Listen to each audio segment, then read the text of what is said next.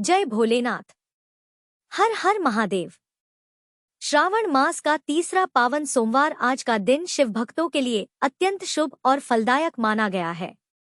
आज की तिथि है 28 जुलाई 2025, दिन सोमवार। हिंदू पंचांग के अनुसार आज है द्वादशी तिथि।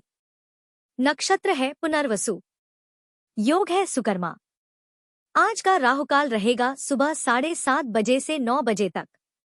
इस समय किसी भी शुभ कार्य से बचें। तीसरे सावन सोमवार का महत्व। तीसरे सोमवार को भगवान शिव के साथ साथ मां पार्वती की विशेष पूजा का विधान है।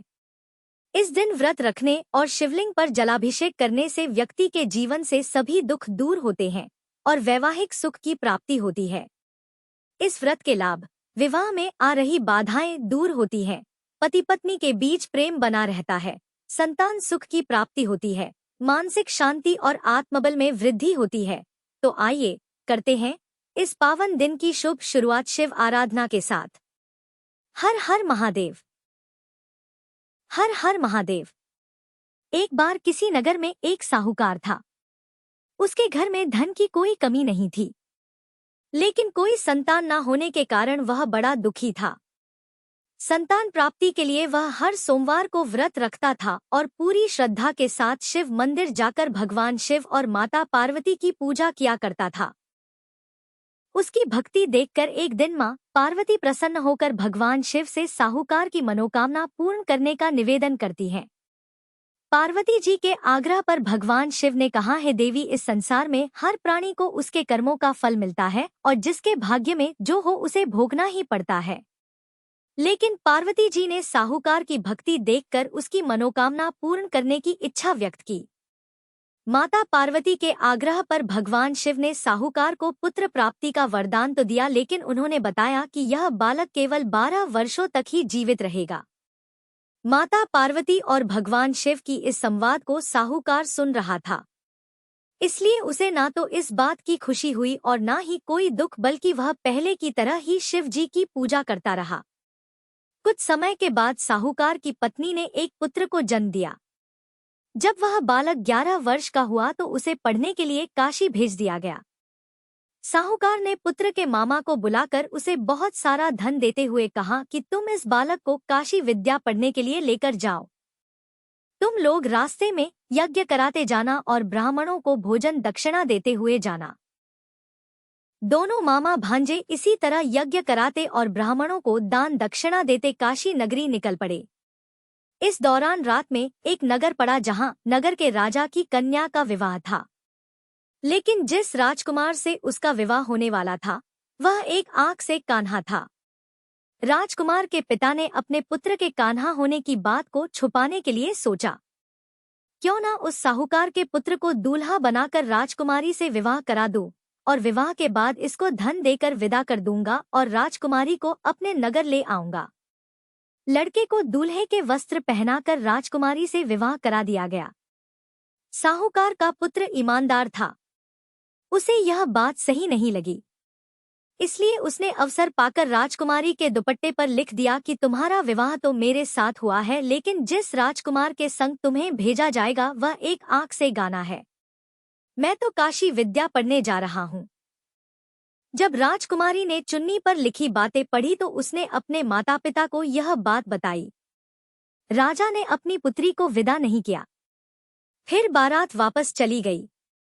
दूसरी ओर साहूकार का पुत्र और उसका मामा काशी पहुंचे और वहां जाकर उन्होंने यज्ञ किया।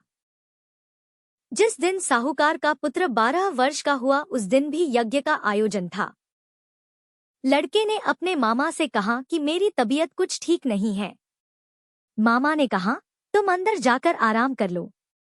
भगवान शिव के वरदान अनुसार कुछ ही देर में उस बालक के प्राण निकल गए। मृत भांजे को देखकर उसकी मामा ने विलाप करना शुरू कर दिया। संयोगवश उसी समय भगवान शिव और माता पार्वती उधर से जा रहे थे।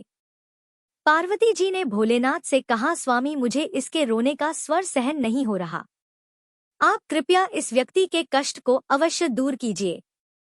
जब भगवान शिव मृत बालक के समीप गए तो वह बोले कि यह उसी साहूकार का पुत्र है जिसे मैंने 12 वर्षों की आयु का वरदान दिया था। अब आज इसकी आयु पूरी हो चुकी है। लेकिन मातृभाव से विभोर माता पार्वती जी कहने लगी है, महादेव आप इस बालक को और आयु देने की कृपा करें, नहीं तो इसके वियोग में इसके माता पिता भी तड़प तड़प कर मर जाएंगे। माता पार्वती के पुनः आग्रह पर भगवान शिव ने उस लड़के को जीवित होने का वरदान दिया। शिव जी की कृपा से वह लड़का जीवित हो गया। शिक्षा पूरी करके लड़का मामा के साथ अपने नगर की ओर वापस चल पड़ा। दोनों चलते हुए उसी नगर में पहुंचे जहां उसका विवाह हुआ था। उस नगर में भी उन्होंने यज्ञ का आयोजन किया। उस लड़के के ससुर ने उसे पहचान लिया और महल में ले जाकर उसकी खूब आओ भगत की और अपनी पुत्री को धूमधाम से विदा कर दिया।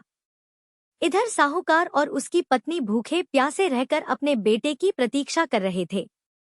उन्होंने प्रण कर रखा था कि अगर उन्हें अपने बेटे की मृत्यु का समाचार मिला तो वह भी प्राण त्याग देंगे। परंतु अपने बेटे के जीवित होने का समाचार पाकर वे बेहद प्रसन्न हुए। उसी रात भगवान शिव ने साहूकार के स्वप्न में आकर कहा, हे श्रेष्ठी, मैंने तेरे सोमवार के व्रत करने और व्रत कथा सुनने से प्रसन्न होकर तेरे पुत्र को लंबी आयु प्रदान की है। इसी प्रकार जो कोई सोमवार व्रत करता है या कथा सुनता और पढ़ता है, उसके सभी दुख दूर होते हैं और सभी मनोकामनाएं पूर्ण होती हैं। सभी प्रेम से बोलिए भोले शंकर भगवान की जय, माता पार्वती की जय। हे भोले शंकर, आज के इस पावन सोमवार को हमने आपकी कथा श्रद्धा से सुनी और व्रत का पालन करने का प्रयास किया। यदि हमारे मन, वचन या कर्म से कोई त्रुटि हो गई हो, कथा में कोई भूल हो गई हो, उच्चारण में कोई दोष रह गया हो, तो कृपया उसे अपनी करुणा से क्षमा करें। आपकी कृपा के बिना हम कुछ भी नहीं हैं। आप ही पालन करता है, आप ही त्राता है। हम सब आपके चरणों में नतमस्तक हैं। हे भोलेनाथ, जिन जिन भक्तों ने इस कथा को सुना उन सबके घरों में सुख, शांति, संतान, सुख, आरोग्य और ऐश्वर्य बना रहे। भक्ति का दीपक कभी ना बुझे और जीवन भर आपका आशीर्वाद बना रहे। आइए प्रिय श्रोताओं, अब बहुत ही श्रद्धा और भक्ति के साथ भगवान शिव और देवी पार्वती के संवाद की पवित्र अमर कथा भी सुने। एक बार की बात है, देवर्षि नारद जी कैलाश पर्वत पर भोलेनाथ के दर्शनों के लिए पहुंचे तो वहां जाकर उन्होंने देखा कि कैलाश पर्वत पर तो माता पार्वती अकेली बैठी हैं। वहां पर देवी पार्वती को देखकर वह उनके पास पहुंचे और फिर उन्हें प्रणाम करके उन्होंने नारायण नारायण कहा। तब माता पार्वती ने पूछा, कहिए देवर्षि, कैसे आना हुआ? सब कुशल मंगल तो है ना? तब देवर्षि नारद जी बोले, माता मैं इधर से जा रहा था तो सोचा आपसे और भोलेनाथ से मिलता चलूं, पर भोलेनाथ तो कहीं दिखाई ही नहीं दे रहे। तब माता पार्वती बोली, उनके लिए कोई संदेश हो तो मुझे बता दो, वो अभी भ्रमण के लिए गए हैं। तब देवर्षि नारद ने माता पार्वती से कहा, माता क्या आपको कभी भोलेनाथ ने अमर कथा सुनाई है? तब माता पार्वती कहने लगी, नहीं, मैंने तो कभी भी यह अमर कथा नहीं सुनी। नारद मुनि को अब अटखेलियां करने का एक विषय मिल गया। उन्होंने माता पार्वती से कहा कि माता, बाबा भोलेनाथ को अमर कथा का वरदान प्राप्त है। अगर कोई भी उस अमर कथा को सुन ले तो वह अमर हो जाएगा। लेकिन बाबा ने आपको वह अमर कथा अब तक क्यों नहीं सुनाई? क्या उन्हें आपसे ऐसा विशेष प्रेम नहीं है? देवर्षि की यह बात माता पार्वती के हृदय को चुभ गई, किंतु वे अपने आप को संयमित करते हुए बोली, नहीं देवर्षि, ऐसी कोई बात नहीं है। उन्होंने तो मुझसे कथा सुनने को कहा था, पर मैंने ही मना कर दिया था। अब इधर देवर्षि नारद माता पार्वती के मन में संशय डालकर चले गए और उधर जैसे ही भोलेनाथ कैलाश पर्वत पर वापस आए, माता पार्वती ने उनसे कहा, है भोलेनाथ, आज तो मुझे आपसे अमर कथा सुननी है। तब भोलेनाथ बोले, देवी, यह अचानक आज आपको अमर कथा की कैसे याद आ गई? महादेव ने अपनी दिव्य दृष्टि से इस अमर कथा को सुनने की माता पार्वती की तीव्र इच्छा के पीछे का कारण जान लिया। वे जान गए कि देवर्षि नारद ने ही देवी पार्वती से यह सारा वृतांत कहा है। तब भोलेनाथ कहने लगे, देवी, अभी संध्या का समय हो रहा है और अमर कथा प्रातः काल ही सुनते हैं, तभी पुण्य मिलता है। तब माता पार्वती भगवान शिव की इस बात से सहमत हो गई। भगवान शिव ने भी सोचा कि सुबह तक देवी पार्वती सब कुछ भूल भाल जाएंगी। लेकिन अगले दिन सुबह सुबह माता पार्वती जी भगवान भोलेनाथ के जागने की प्रतीक्षा करने लगी कि कब वह जागे और कब वह उनके श्री मुख से अमर कथा का श्रवण करें। तब जैसे ही भोलेनाथ जागे तो देवी पार्वती उनके समक्ष पहुंच गई और पूछने लगी कि भोलेनाथ, अब तो सुनाइए अमर कथा। तब भगवान शिव कहने लगे कि देवी, कथा को सुनने से पहले हमें यह देखना है कि कैलाश पर कोई जीव जंतु ना हो। तब भगवान शिव ने अपनी शक्ति से एक भयंकर गण को प्रकट किया, जिसने कैलाश पर्वत पर विद्यमान सभी जीव जंतुओं को वहां से भगा दिया। अब भगवान शिव देवी पार्वती को अपने साथ लेकर कैलाश पर्वत पर आसपास भ्रमण करने लगे, यह सुनिश्चित करने के लिए कि कहीं कोई जीव जंतु तो नहीं रह गया। माता पार्वती ने पूरे कैलाश पर जाकर देख लिया, लेकिन उन्हें कहीं कुछ भी नजर नहीं आया। लेकिन कुछ ही दूरी पर एक शुक और शुकी का घोंसला था, जिसमें एक अंडा पड़ा था, किंतु सुबह सुबह वह शुकी दाना चुगने चली गई थी। देवी पार्वती ने अंडे को देखकर सोचा कि यह तो ना जीव है ना जंतु, और इससे तो कोई खास भय भी नहीं है। तब देवी पार्वती भगवान शिव के पास जाकर बोली, हे भोलेनाथ, मैंने दूर दूर तक देख लिया है, कहीं भी कोई जीव जंतु नहीं है। भगवान भोलेनाथ बोले, देवी अब ध्यान से सुनो, जब मैं कथा सुनाऊं तो तुम बीच बीच में रुककर हुंकारा भरती रहना, क्योंकि जब मैं कथा सुनाऊंगा तब मेरी आंखें बंद रहेंगी। माता पार्वती बोली, ठीक है प्रभु। अब भोलेनाथ ने अमर कथा सुनाना प्रारंभ किया। देवी पार्वती बीच बीच में हुंकार भरने लगी और भगवान शिव देवी पार्वती को नेत्र बंद किए हुए अमर कथा सुनाते रहे। इसी बीच में अपने आप ही वह शुकी का अंडा फूटकर उसमें से बच्चा बाहर आ गया और वह भी कथा सुनने लगा। इधर कथा सुनते सुनते देवी पार्वती को बीच में ही झपकी आ गई। लेकिन जब उस सुकी के बच्चे ने देखा कि देवी पार्वती को तो निद्रा आ गई है, तो वह बीच बीच में रुककर अपने आप ही हुंकार भरने लगा और भोलेनाथ की वह अमर कथा सुनने लगा। जब अमर कथा समाप्त होने लगी तभी देवी पार्वती की निद्रा टूट गई और वह पूछने लगी कि फिर क्या हुआ था भगवान। तब भगवान शिव कहने लगे, देवी कथा तो पूरी हो गई। तब पार्वती जी ने कहा, लेकिन प्रभु मुझे तो बीच में ही नींद आ गई थी। भगवान शिव बोले, अगर तुम्हें नींद आ गई थी तो फिर यह कथा कौन सुन रहा था और बीच बीच में हुंकार कौन भर रहा था। तभी उनकी दृष्टि पड़ी उस नन्हे शुक पर जो कथा सुनकर हुंकार भरता रहा था। महादेव अपना त्रिशूल लेकर उसे मारने के लिए दौड़े, परंतु वह शुक आगे उड़ गया। आगे आगे शुक और पीछे पीछे भोले शंकर। इस प्रकार वह शुक उड़ता हुआ तीनों लोकों में घूमने लगा। अंत में वह व्यास जी के आश्रम में पहुंच गया, जहां उनकी पत्नी पेड़ के नीचे बैठी हुई थी। जैसे ही उन्होंने उबासी ली, वह शुक उनके मुख से होता हुआ व्यास जी की पत्नी के गर्भ में चला गया।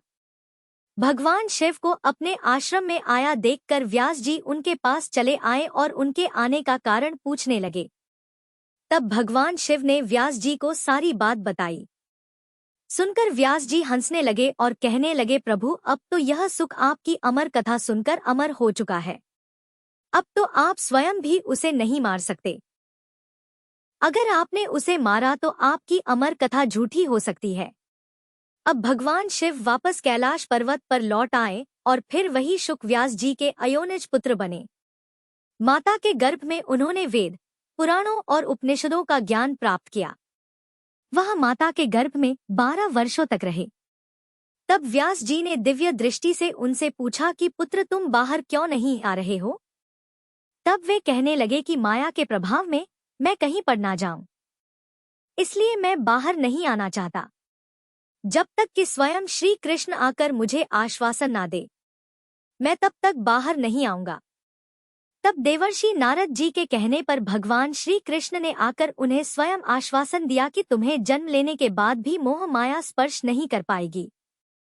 तब सुखदेव जी माता के गर्भ से बाहर आए और उन्होंने पिता से भागवत का पूरा ज्ञान प्राप्त किया।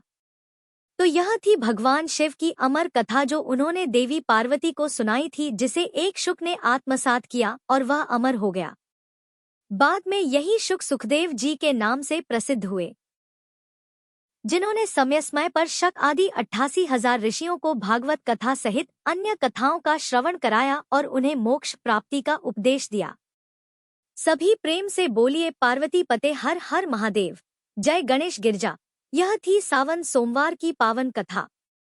अगर आपको अच्छी लगी हो तो कृपया लाइक करें, शेयर करें और कमेंट में हर हर महादेव लिखना न भूलें। आपके एक कमेंट से हमारी सेवा को नई प्रेरणा मिलती है। जय भोलेनाथ। हर हर महादेव।